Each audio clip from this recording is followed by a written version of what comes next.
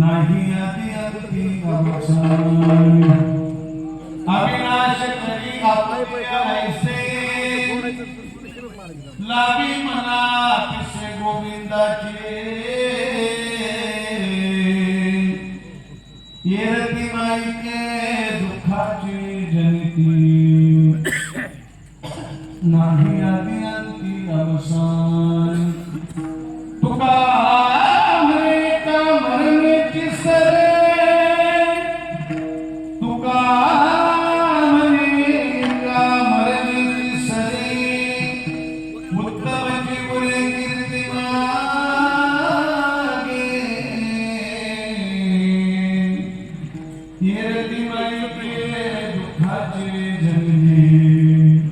नाही आदि अंती अवसान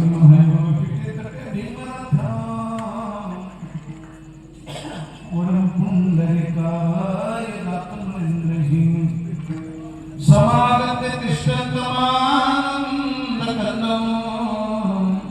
परब्रह्मं भजे पांडुरंगं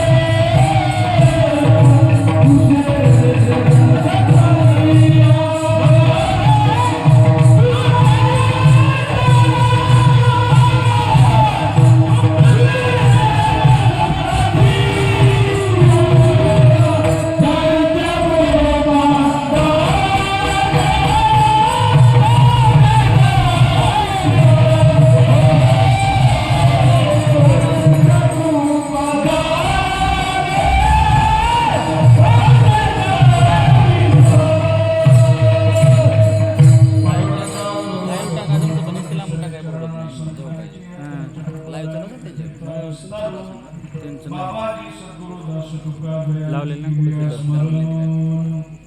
होय सकल विद्यांच्या अधिकरणाची वंदो श्री चरणाश्री गुरु चैतन्य नमस्कारोने आता नमो ज्ञानेश्वरा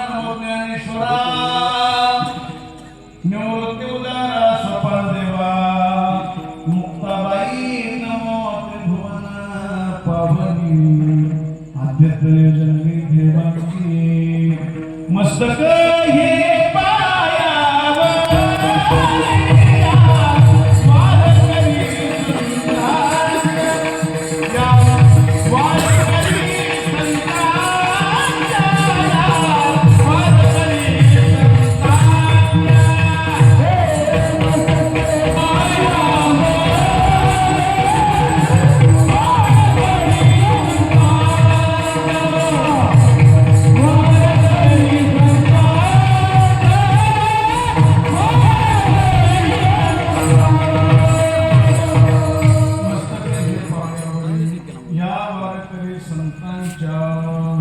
प्रथम गुरु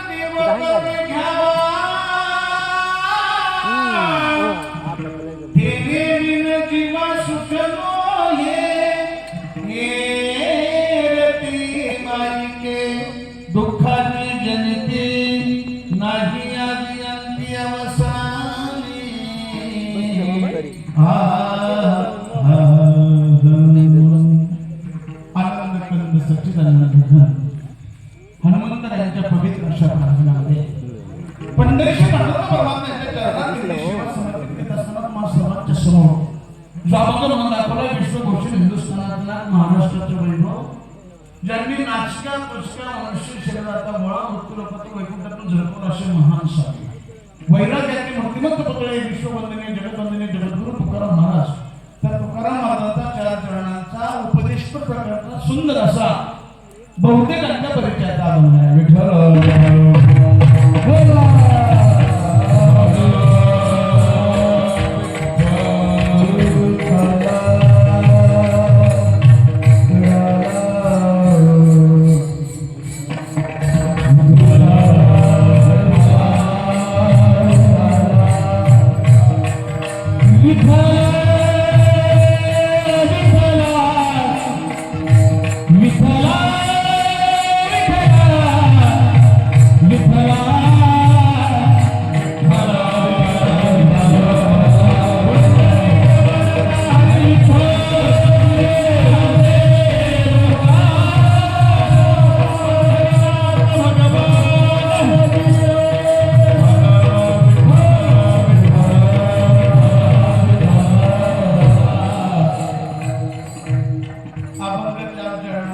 जगद्गुरु तुकाराम महाराजांचा उपदेश प्रकरणातला आहे. आजच्या अभंगाच्या माध्यमातून जगद्गुरु तुकाराम महाराज यशवंत जीवाला देवाची प्राप्ती करण्यासाठी तुम्हाला जीवनामध्ये सुख प्राप्ती करण्यासाठी काय करावं लागेल देव आपल्यासाठी असे तुमच्या जीवनात मला सुखाची प्राप्ती होण्याच्या प्रकारचा उपदेश करतात. सालाबादप्रमाणे याही वर्षी समस्त ग्रामस्थ मंडळी विद्यमाने अखंड हरिनाम सप्ताह वर्ष माहित नाही कुणालाच माहित नाही कधी चालू झालंय पण मला वाटतं मी 7-8 वर्ष 10-12 वर्ष तरी नक्की येतोय. 2015ला पहिलं कीर्तन 1 वर्ष का 2 वर्ष मध्ये गॅप झाला 2 वर्ष गॅप झाला कार्यकर्ते नाराज झाले जागन कोणालाही कार्यकर्ते रुसले असतात.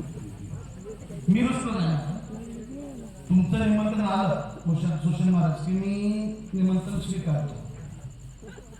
हिवर गावाने बीड जिल्ह्यातलं माझं स्वतःचं गाव आहे. मला कीर्तन करण्याची आवश्यकता नाही. ते येऊन नुसतं बसून गेलो हजेरी महत्वाची कीर्तन महत्वाचं मी त्याला चिंतनही होत नाही. मला मी त्याला अभंग घेतला वेगळा चिंतन होतं वेगळं बोललं जातं वेगळं ठराविक जे ठरलेलं ते होत नाही दुसरंच होतं. म्हणजे घाईघाई जो स्वयंपाक होतो तो कधी कधी चांगला होतो आणि कधी कधी ठरवून स्वयंपाक फेल जातो. तशी जागावर सगळे कार्यक्रम फेल होतात. त्याचं कारण असे की इथं तुमच्यासाठी मी येत नाही मी या दैवतासाठी येतो आणि तुम्ही जे मला मानताय तर माझं पूजन करताय व्यक्ती म्हणून नाही. काहीतरी संतांची सेवा देवाची सेवा माझ्याकडून घडते म्हणून त्या व्यक्तीची पूजा नाही त्यांच्या केलेल्या सेवेची पूजा आहे. व्यक्तीची पूजा कधीच करू नये. नेहमी वाक्य सांगतात जादू कोणाला न मानणार आहे बुवाबाजीला न मानणार आहे या सगळ्या गोष्टींचं देवाने कधीच म्हणजे संतांनी कधीच खंडन केले नाही. आणि वारकरी संप्रदायाची परंपरा जोपासना करत असताना 15 वर्षापूर्वी हिवर गावात आणि आता हिवर गावात किती फरक येतात. बऱ्याच लोकांची बांधकामं चालू आहेत त्यांची पूर्ण झाली. तेव्हा तुमच्या गावात एकही कीर्तनकार नव्हता. आता 2 कीर्तनकार झाले उजाड पडलेला आणि अजून 2 व्हायच्या मार्गावर आहे. 2 भाऊ घातले 2-3 कोणी कीर्तनकारांना दिल्या म्हणजे गावात चैतन्याचं वातावरण झालं परमार्थिक वातावरण झाले. ही कृपा फक्त हनुमंतरायांची. मंदिर आपण बांधलं नसतं तुमची प्रगती झाली नसती आणि त्याची प्रगती झाली नसती. त्यांना तुम्ही सगळ्यांनी प्रसन्न केल्यामुळे त्यांनी तुम्हाला सगळ्यांना भरभरून दिलेले तरी अजून पुढच्या वर्ष चांगले पडत नाही. गेल्या वर्षी फक्त चांगला पाऊस झाला मधल्या 2-4 वर्ष मला पाऊस झालाच नाही. पाऊस झाला तर कापसाला भाव भेटला तर टिकला. याही वर्षी थोडासा पाऊस कमीच सांगितले आहे कमीच पाऊस होणार आहे. पण पाऊस जरी कमी झाला तरी कापूस येऊ शकतो. मोकळ्या मनाने जर खर्च केला मोकळ्या मनाने सप्ताह केला तर तो भरभरून देत असतो. आणि तुम्ही मंडळी मोकळ्या मनाने आनंदाला मोकळ्या मनाने सप्ताह करत आहे. आज शेवटचा दिवस आहे उपांत्य दिवस आहे. खरं तर मागणी पाहिजे पण बरंच सगळं सांगून झाले, मागण्या झाल्या, काला झाला, सगळं झालं. दरवर्षी नेमकं सांगावं काय मला येतं, मी काय एवढा विद्वान आहे का? काय मी ग्रंथ काय माझी परंपरा आहे का? माझ्या घरात पहिला माळकरी सगळं खानदान गुंडाळाचं आहे. पहिला माळकरी अजूनही माझा एकही भाव माळकरी नाही, एकही काका चुलते माळकरी नाही. बाप मरेपर्यंत त्यातूनही माऊलीच्या कृपेने संतांच्या आशीर्वादाने थोड्या मोठ्याचे सेवा घडली म्हणून इथपर्यंत आले. पण एक आहे, थोडं जरी असलं तरी खरं आहे. मी नेहमी सांगत असतो, विसत बोल वाजवायचे पण शुद्ध वाजवायचे, जीवनाची काही नाही वाजवायचे. 10 राग गायचे पण चांगले गायचे. इकडं तिकडे येतात मी करतो त्याच्या याच्यात आरोप तिकडे आरोप घालायचं नाही. 4 बंगला कीर्तन करायचं. पण हे भगवान राजाने तुम्हाला ते सांगत बसायचं नाही.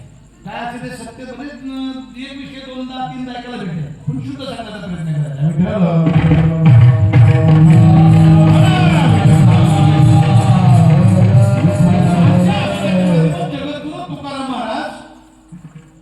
जन्माला आलेल्या प्रत्येक संसारिक माणसाला तुम्हाला सगळ्यांना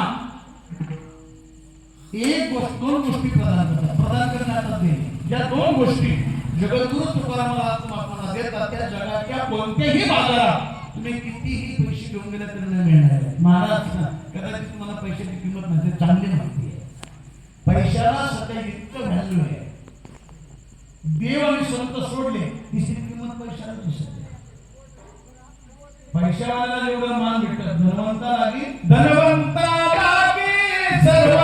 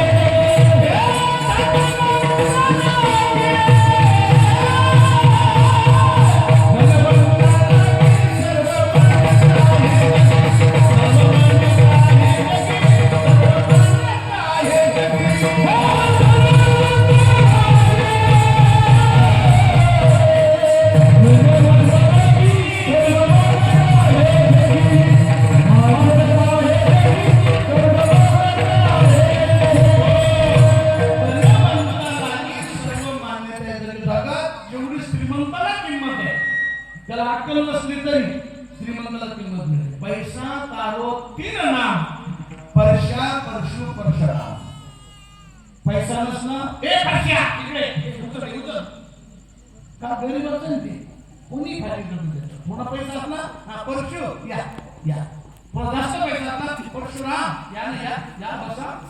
जास्त पैसा असला परशुराम शेठ, त्याची नागरिकी कधीच नाही होती. तरी त्याला परशुराम कशामुळे? पैशामुळे म्हणतात. पैशाला खूप किंमत आहे, गुणाला किंमत आहे. पण एक सांगू, एवढी जरी पैशाला किंमत असली तरी माझे जगद्गुरु तुकाराम महाराज आज आपल्याला जी वस्तू देतात ती जगाच्या कोणत्याही बाजारात पोत्याने पैसे भरून गेलात, कोणी प्रकारे पैसे मिळेल. महाराज अशी कोणती वस्तू पैशाने सुद्धा मिळत नाही. तिथे बसलेल्या प्रत्येकाला जन्माला आल्यापासून मृत्यूपर्यंत, सकाळी उठल्यापासून झोपेपर्यंत आपण ज्या ज्या धावपडी करतो त्या एकाच गोष्टीसाठी करतो, त्याचं नाव आहे सुख.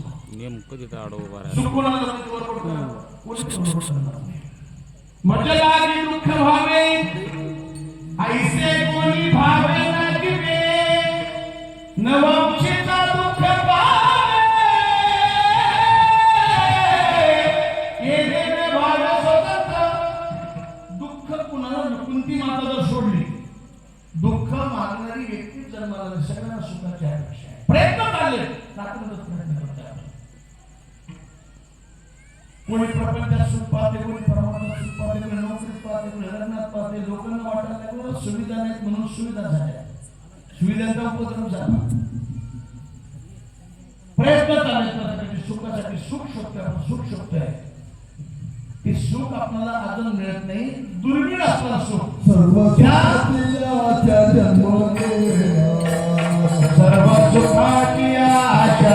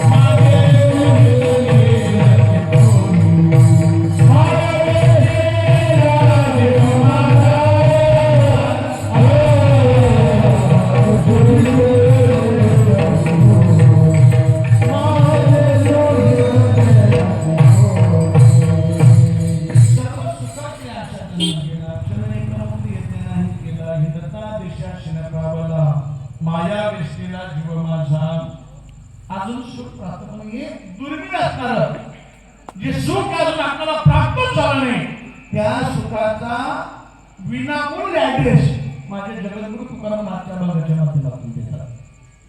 पहिली गोष्ट महाराज बरोबर मला सगळ्या सुखाची अपेक्षा आहे. ज्याची तुमची तुकोबर आहे विनामूल्य दुर्मिळ असणाऱ्या सुखाचा ऍड्रेस सुखाचा पत्ता मला भेट आहे. त्यातली दुसरी सुद्धा वस्तू अत्यंत महत्वाची असेल. सांगा मला दुसरी वस्तू सांगतो भजन करा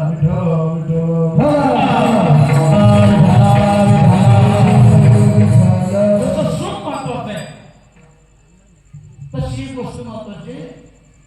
जगद्गुरु तुकाराम महाराज आजच्या अभंगाच्या माध्यमातून मृत्यू लोकात आल्यावर अमर कसं व्हावं याचा पुष्कळ सांगतात. अमर होणे म्हणजे नेमकं काय होणे?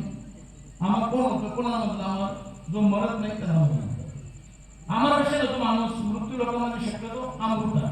मृत्यू लोकात अमृत नाहीये पण अमृताची गोडी अशी आहे एवढं तरी चाखायला भेटतं. नुसतं जी 60 चाखायला तरी माणूस अमर होत आहे. थोडं जास्त भेटलं अमर होतो ना. थोडा 2-4 ml भेटलं अमर होतो. बॉटलवर भेटलं, कॅनवर भेटलं, ग्लासवर भेटलं. ग्लास कॅन म्हणून त्यांच्या डोक्यात दुसरा अमर होता. ती अमृत म्हणजे शाश्वत अमृत. दुर्मिळ असतं अमृत. एक भाग्यवान माणूस रस्त्याने निघाला. रस्त्याने चालता एका सरोवराच्या तिथून जात असताना त्याचा पाय घसरला. नेमका तो त्या धरणात पडून सरोवरात पडला.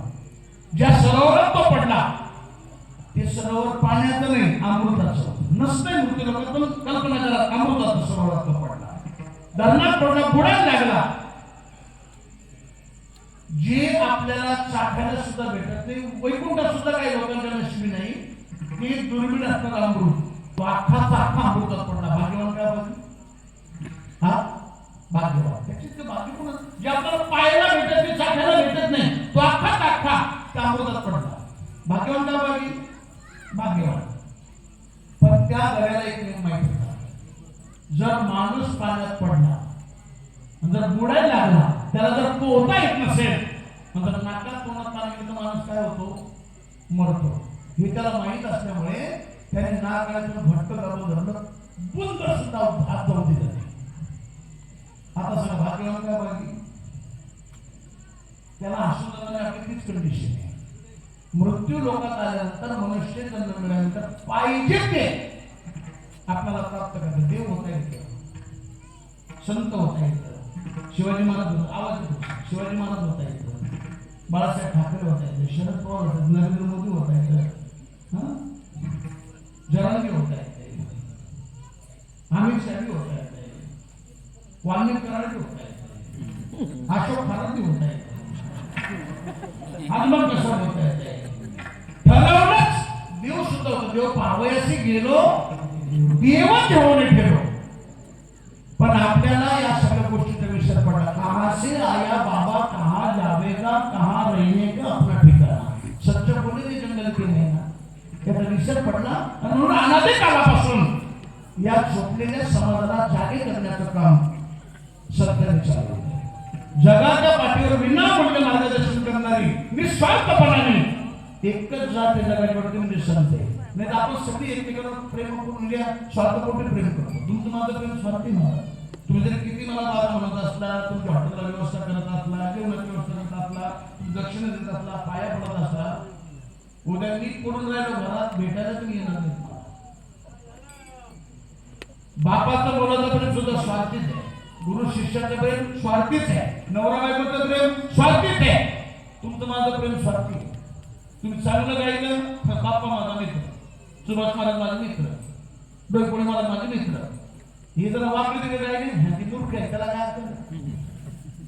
स्वार्थी प्रेम आहे आपल्या सगळ्यांचं. वादकाचं माझं प्रेम स्वार्थी, प्रियकर प्रियशीचं प्रेम स्वार्थी, नेत्याचं मतदाराचं प्रेम स्वार्थी आहे. निस्वार्थ भक्तीने जगाच्या पाठीवर प्रेम करतात ते फक्त संत. जगाच्या कल्याण संतांच्या जगाच्या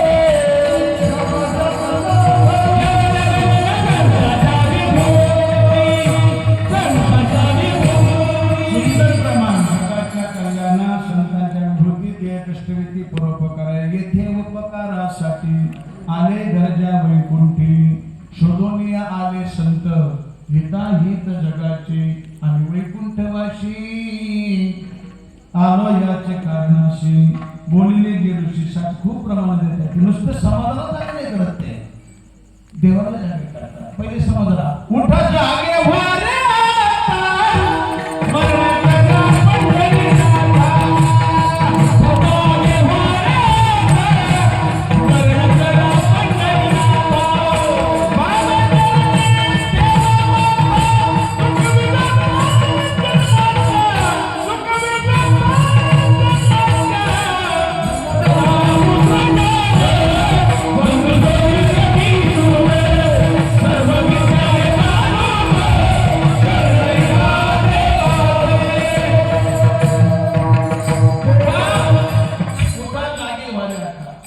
पहिले समाजाला जागे करतात समाज हितासाठी साधा करण्यास संतांना जागे करतात उठाव साधू संत साधा पुराणे हित जाईल हा किंवा गेला हा नरदेव मग कैसा भगवंत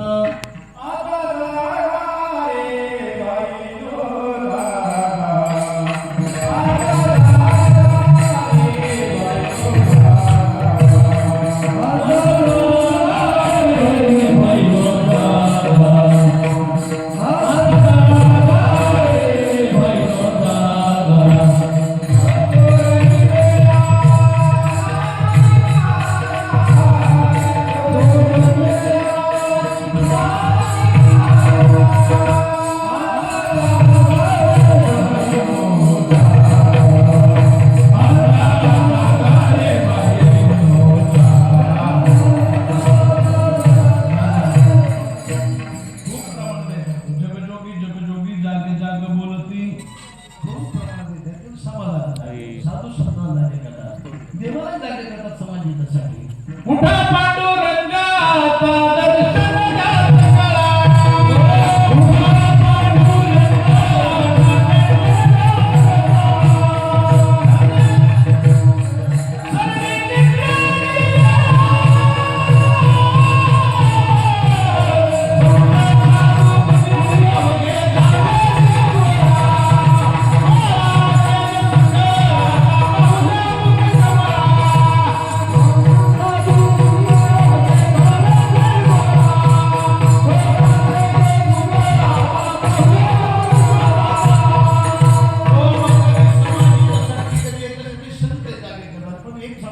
समाजाला संतांची किंमत कळली संतांनी सांगितलेल्या मार्गाने जर समाज आतापर्यंत चालत आला असता या लोकांची झाली नसती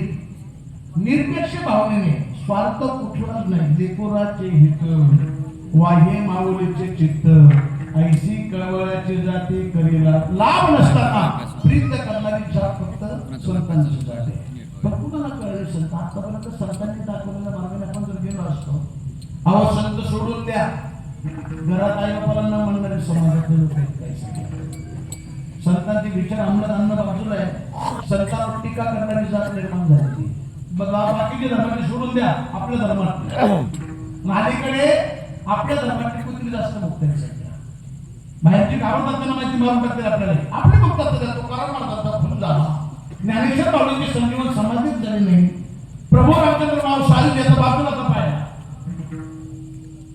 ही बांधकुळ जोपर्यंत समाजात आहे तोपर्यंत संतांच्या विचारावर सुद्धा फाटा फोडणारी अवलादीची महाराष्ट्रात निर्माण झाली भारतात सोडून महाराष्ट्रात भीषण शाहू मुठभर मावळ्यांना घेऊन रयतेच्या संरक्षणासाठी रात्रंदिवस डोंगर दऱ्यात घोडा फेकत त्या शिवाजी महाराजांनी समाजाचं संरक्षण केलं. त्यांच्याबद्दल सुद्धा टीका करणारी काही आवडण्याची येतं, बाकी त्यांचं काय गुमसलं तुम्ही कितीतरी उदाहरण देते. किती मोठ्याला विठ्ठल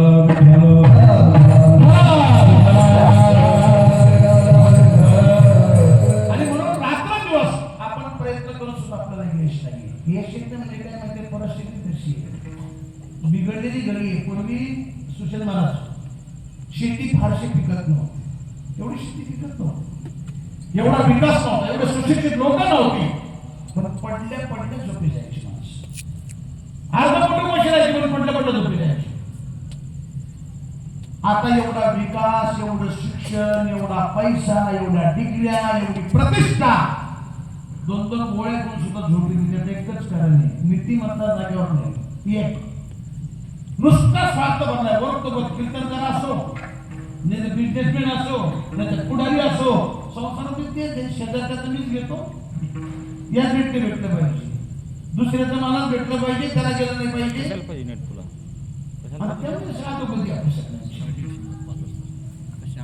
पडल्या पडल्या झोप लागायची पूर्वी आणि ज्येष्ठांचा वाढलाय हे सोडून द्या. आई बाबा कितीतरी बोलतात,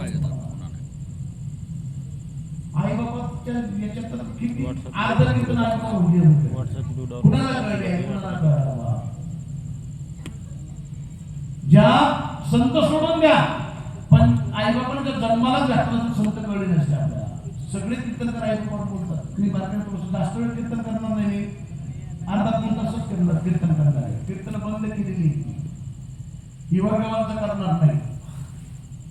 महाराष्ट्रातले जवळजवळ 75% कीर्तन बापूंनी बंद केलेली आहे. महिन्याला 50-50 कीर्तन करत होतो. आमच्या इथे संपदात अशी परिस्थिती निर्माण झाली, सध्या खूप मोठे संकट यायला लागली. कधी एखादं वाक्य घसरेल आणि कधी व्हायरल होईल आणि कधी केस दाखवलं, कधी आंदोलन, काय सांगता येत नाही. बरं 2 तास जेव्हा आपण माईकवर बोलतो, एखादा तरी शब्द कुठे इकडे होतोच ना, कुठे कोणाच्या जीवाला लागण्यासारखं होतो. त्याच्यातून व्हायरल झालं तर एवढे 50 वर्ष वारकरी समाजाची सेवा करून कलंक लावून घेण्यापेक्षा थांबलेलं काय वाईट. आणि थांबलं पाहिजे प्रत्येकाने. राजकारण असो, समाजकारण असो, परमार्थ असो, नाही तर प्रपंच असो. सोशल महाराज आपण जर थांबलो नाही, समाज रिजेक्ट करतो. रिजेक्ट एक भाषेत आहे फक्त. राजकारणामध्ये जर एखादं वय जास्त झालं, समाज त्याला रिजेक्ट करतो. परमार्थामध्ये जेवढं वय वाढेल तेवढी किंमत वाढते.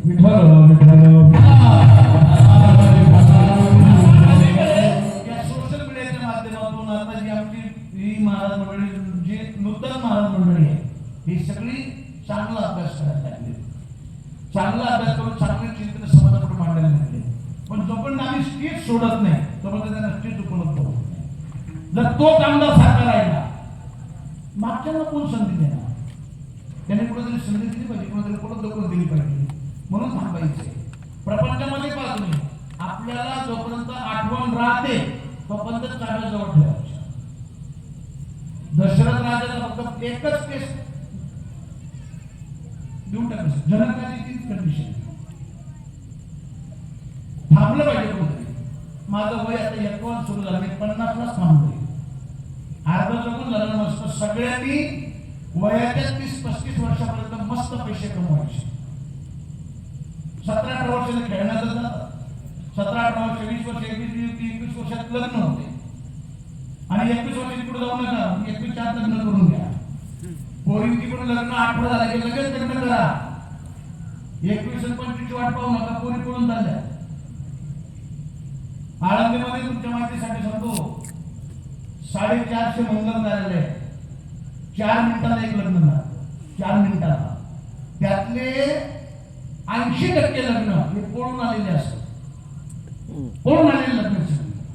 आणि मी बिंदास होतो, रेकॉर्डिंग करायला वाटत काही नाही. असा बाजार झालाय त्या लग्नाचा आळंदीमध्ये. बरं, ते जे सर्टिफिकेट भेटतं ते त्याला व्हॅलिड नाही. केस जर झाली तरी चालत नाही, फक्त समजुती. आणि तिथं लग्न केलं फक्त दरवाढण्यापुरतं आहे.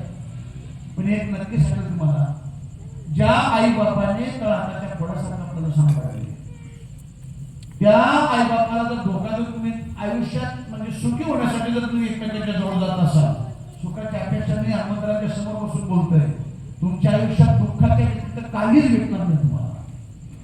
मी मागे पण पत्र लिहिले पंतप्रधान कार्यालयाला, जे मुलं आई बापाच्या विरोधात जाऊन लग्न करतील त्यांचं आधार कार्ड आणि पॅन कार्ड 25 वर्षासाठी डायरेक्ट ब्लॉक करायचे, त्यांना काहीच घेता नाही आलं पाहिजे.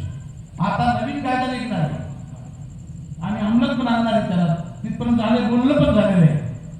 नवरा आणि नवरीचे आई आणि वडील म्हणजे चौघ झाले, तिची आई त्याची आई, याचा बाप तिचा बाप, या चौघांपैकी दोन्हीकडचे कमीत कमी एक जर उपस्थित असेल तर ते लग्न व्हॅल्यू करलं जाईल, नाही त्या लग्नाला व्हॅल्यू राहणार नाही, ते लग्न ग्राह्य धरलं जाणार नाही.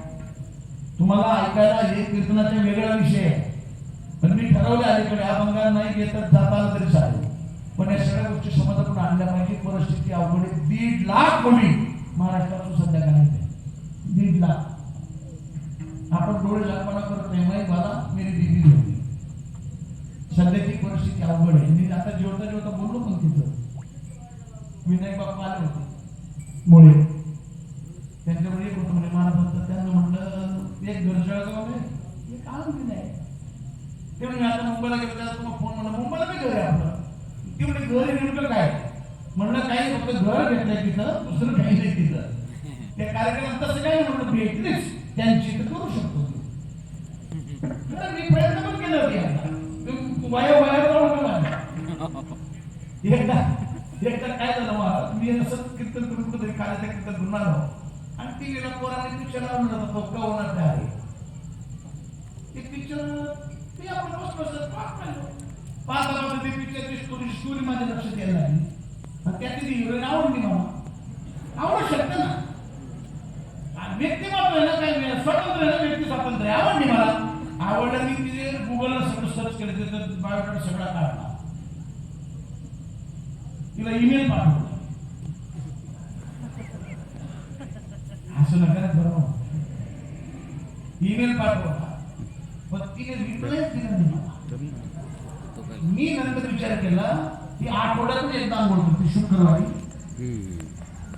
मी रोज देवाचं भजन करतो, देवाची भक्ती करतो आणि पारुशी, मला रिप्लाय देत नाही तरी तिच्या मागे लागलो. मला गुणास्पद वाटायला लागलं, विषय सोडून दिला त्याचा वाटू शकतं तसं. आपल्या पोरांनी खरं हिंमत केली पाहिजे. काय झाले सध्या माहितीये का, आपण फक्त आपल्या ह्याच्यात जगतोय, त्यांनी टार्गेट घेतलेले टार्गेट, आपल्या लोकांनी सुद्धा टार्गेट स्वीकारलं पाहिजे. आणि तुम्हाला सगळ्यांना सांगतो मी आता, आपल्याला आहे ना हम दो हमारे दो हे पुसून टाका. जेवढे पोर होते तेवढे होत्या, बंद करायचंच नाही. आपली संख्या घटत चालली महाराज. अजून 10 वर्षांनी आहे ना कीर्तन बंद होतील. मी मगाशी बोलता बोलता बोललो बंद होणार सगळे. आपण कोण स्वाधीन जाऊ, आपली सत्ता राहणार नाही, आपल्या धर्माची सत्ता राहणार नाही, आपली सुद्धा संख्या वाढली, त्यांची झपाट्याने वाढते. हम दो हमारे 16 बीजेपी केला लेकिन हमारे 16. परिस्थिती ढासळत चाललेली. ही विचार आता नाही, संतांनी तेव्हा मांडली. भूत भविष्य आणि वर्तमान काळ ही समाजाची सेवा करत असताना देवाच्या सानिध्यात राहिल्यामुळे देवाच्या कृपेने माझ्या संतांना हे प्राप्त झाले. भूत भविष्य आणि वर्तमान काळ तिन्ही काळात नव्हे, जगाच्या पाठीवर फक्त संतांच्याकडे. वर्तमान काळात कसं जगावं संत शिकवतात, ग्रंथांच्या माध्यमातून, उपदेशाच्या माध्यमातून. भूतकाळात तुम्ही कोण होता, तुमचं नाव काय होतं, तुमचा व्यवसाय काय होता, तुमचा जन्म कसा होता, मृत्यू सुद्धा कसा झाला, याची सुद्धा माहिती ग्रंथांच्या माध्यमातून आज काढता येते. भविष्य असे कितीतरी ग्रंथात उल्लेख आहे, कितीतरी आपण नाथ होते का बघायला निर्गुण निराकार भविष्य, निर्गुण निराकार माहुर माझ्या गावा, शकून सांगवया ये माय माझे नाव. काय बोलू 5 वर्षाची बाळ प्रतार मागेला, 6 वर्षाची नारी गर्भीण राहील, होईल दादा पित्याचं वैरी. प्रतारा सोडून नारी ऐशे बाबा विपरीत होईल स्वर्ग करून उडून जाते बहीण भावा दोघा जणांचा विवाह लागेल. हे 350 पावणे 400 वर्षापूर्वी माझ्या नातवाला लिहिलंय. आज प्रत्येक गोष्ट संतांची तर खरी होते, प्रत्येक गोष्ट खरी होते. हे तेव्हा सांगितलं भविष्य. जरी आपल्या धर्मात नाही झालं बहीण भावाचा विवाह त्यांच्यात लागतोय, पुत्र तो होईल दादा पित्याचा होईल. आज आपल्यात सुद्धा बरीच पोरं बापाचा अनादर करतात आहे पण हा चुकायला सुरुवात झालेली. अशी बरीच पोरे ही पिता आहे ती बापाचं वजन पाहत नाही. परवा दिवशी एका बापाने डायरेक्ट फाशी घेतली, डायरेक्ट फाशी. का? पोराने 4 चौघात फक्त डोळे वटारले की चांगला खाणार सन्न करताना घरी आला तर मला माझा पोरगा माझ्या डोळे वटारतो जगून काय करू. भान असलं पाहिजे. त्यासाठी संतांच्या विचारांची नितांत गरज आहे. हे सगळं वर्णन करत बसले जास्त वेळ नाही कीर्तन करणार. आई बाबा आधार जर नसेल तर संतांचं वाङ्मय वाचून काहीच फायदा नाही. पंढरपूरची वारी करून काहीच फायदा नाही. कीर्तन करून बरेच कीर्तनकार आई माझी गाणी म्हणतात आणि आई बाबा तर बोलत नाही. माझा असं मत आहे सुशील महाराज, दशक्रियेला 13 वेळेला गोड जेवण घालण्यापेक्षा तुमच्या घरात म्हातारे आई बाप येत ना, तुम्ही भले नक्की सेवा करू नको पण किमान आठवड्यातून एकदा 5 मिनिटं त्यांच्याजवळ जाऊन बसा, त्यांच्याशी बोलण्याचा प्रयत्न करा, संवाद साधा. संवाद साधला त्यांची मानसिकता चांगली राहते. नंतर गेल्यानंतर तुम्ही गोड जेवण घाला, जिलेबी घाला, लाडू घाला, बुंदी घाला, त्याला काय अर्थ आहे? जिवंत असेपर्यंत जर तुम्ही आई बापाच्या म्हणजे जवळ जाऊन जर त्या त्याने केलं तर त्या उपकार तुम्ही उतरायला होऊ शकत नाही. आज किती भविष्य कबीर महाराजांचं भविष्य सांगितलं मला. संत कबीर महाराज मुस्लिम समाजाचे संत झाले.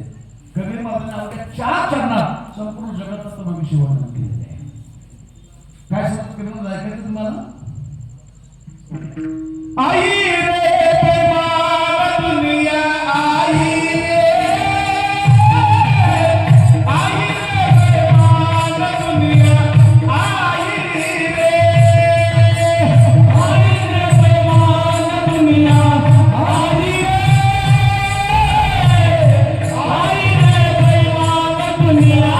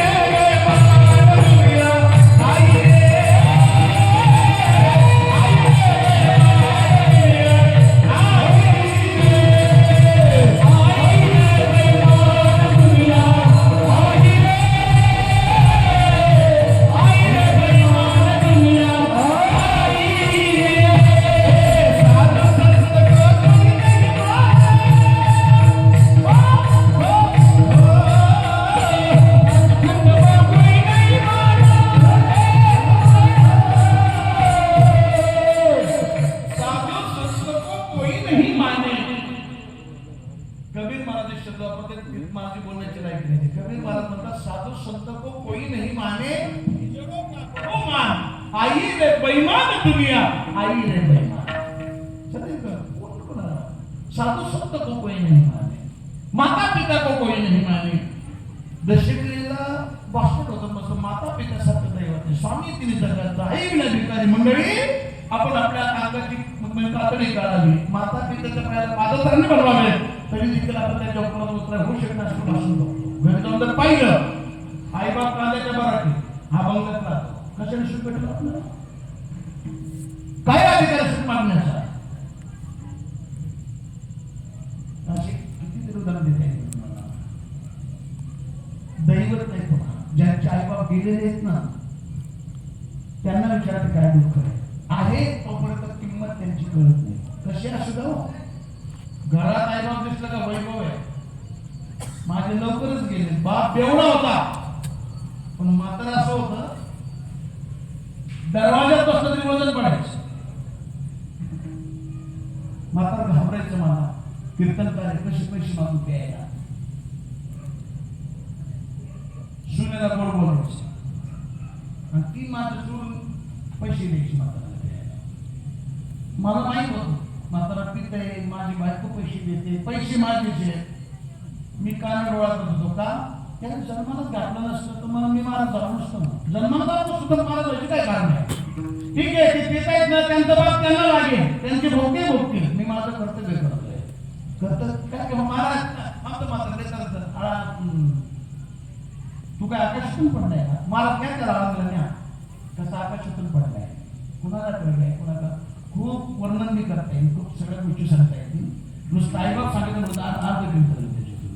आई माझी गाणी सगळेच म्हणतात, सगळ्याच गोष्टी म्हणलं जात आहे. फक्त इतर मिळत आहे आणि एक आहे त्याच्यात वाद आहे शिक्षण महाराज. सध्या बरेच ज्येष्ठ कीर्तनकार आहेत ना, ते म्हणतात शिवाजी महाराज कीर्तन सांगू नका, स्वामी समर्थाची प्रमाण देऊ नका,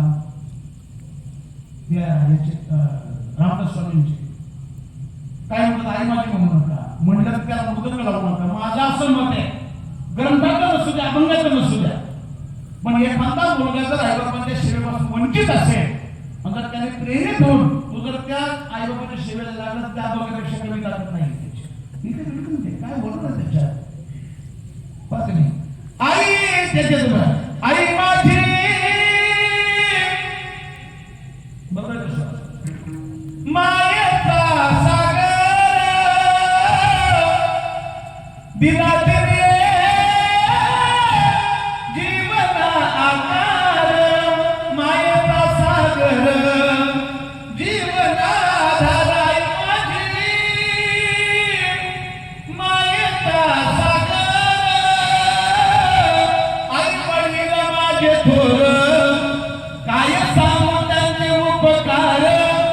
जीवनाच्या वाटेवरती किती असतो त्यांचा आधार. आई माझी मायेचा सागर दिला जीवना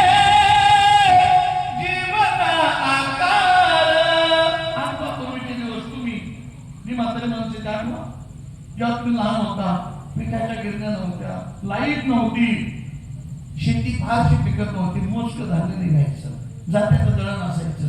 त्या माऊलीने पहाटे लवकर उठावं, जात्यावर ते दळण दळावं, जेवढं पीठ निघेल तेवढ्याच भाकरी कराव्या. त्या सगळ्या भाकरी घरातल्या करत्या पुरुषांना द्यायला उरली तिच्या वाटेला यायची. त्यातूनही तिच्या वाटेला मला जेवढी येईल त्यातली ती पोरभर काढून ठेवायची. माझं पोरभर दुपारी खेळता खेळता जमीन भूक लागेल, रानात कामाला गेली तरी दारावर लक्ष ठेवून असायची.